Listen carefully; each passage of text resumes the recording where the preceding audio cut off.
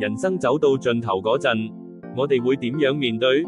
所有嘅財富、名利，甚至係親情，係咪真係可以放低晒？好多人到咗嗰刻先發現，真正嘅安穩，淨係得返一份對神嘅信靠。你試過將你生命中嘅一切，完全交俾一位你信賴嘅主宰未？創世記49章18節，以色列嘅先祖雅各，喺生命最後一刻對住佢嘅仔女講咗句感人說話：我仰望你的救恩，耶和華啊！呢句唔單止係臨終呼求，更係深層信賴同完全交託。佢深信無論有幾多未知，上帝都會引導同看顧佢。